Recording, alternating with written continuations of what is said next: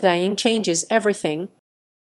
Dying Changes Everything is the first episode of the 5th season of House and the 87th episode overall. It originally aired on September 16, 2008. Plot: Lou Christine Woods is a 37-year-old woman who works as the assistant to a high-profile feminist activist and travels around the world at her boss's side. In the middle of a meeting, Lou suddenly began to hallucinate ants crawling all over her body. She is admitted to House's treatment for what at first appear to be psychiatric symptoms. While House is in the midst of disregarding the patient, Foreman states that she was also found to have abdominal pain, anemia, and bradycardia. House moves on with running a cross-diagnosis with his team while they, in turn, are wondering if House has yet to speak with Wilson. House moves on stating that it could be an illness that was contracted while flying around the world. Suggesting that 13 has tested positive for Huntington's, he quickly moves on to the treatment and diagnosis of Lou, telling the team to test for vitamin B12 deficiency. While 13 administers the shot, Lou complains of fecal incontinence, but 13 discovers that she has instead passed a large amount of blood. Upper and lower endoscopies came back normal and no source of bleeding could be found. Her pregnancy test came back positive, but when Kuttner performed a uterine ultrasound, he was unable to find a fetus. The team is now considering the diagnosis of choriocarcinoma and selective immunoglobulin A deficiency. House disagrees with all three possibilities and reveals that the patient has an ectopic pregnancy.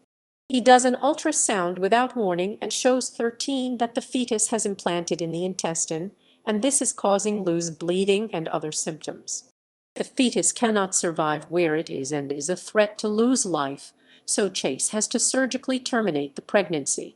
Lou continues to have a slow heart rate after the surgery, while also developing new neurological signs.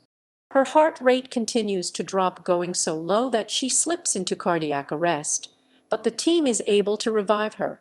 Anxiety, stroke, and Tourette's syndrome are suggested for her neurological symptoms, but Todd points out that they wouldn't explain her low heart rate. 13 suspects multiple sclerosis, and the patient is started on interferon. There is no improvement on the treatment. In fact, she develops a fever. 13 now suspects Lou somehow became infected during the surgery. On reviewing the surgical tapes, the team notices a small nodule in the intestine that they think might possibly be a ganglioma, which could have caused her symptoms. They want Chase to perform another surgery to biopsy it, but he refuses. Instead, they decide on a do-it-yourself biopsy with no anesthesia. Under the microscope, the biopsy shows no ganglioma and is suggestive of amyloidosis. To treat the amyloidosis, Taub states that they need to discover what caused it. Wilson looks at the biopsy and decides that it could be lymphoma, and that's good enough for Foreman to start Lou on chemotherapy. She does show improvement, but then House appears and, pointing to the previously unmentioned bruises on her legs, says that she has diffuse lepromatous leprosy, and this is what has been the cause of all her problems. At the end of the episode, 13 expresses her disbelief that Lou intends to return to her previous job. Earlier in the episode, when Lou thought she was dying, she had told 13 of her plans to make a better life for herself.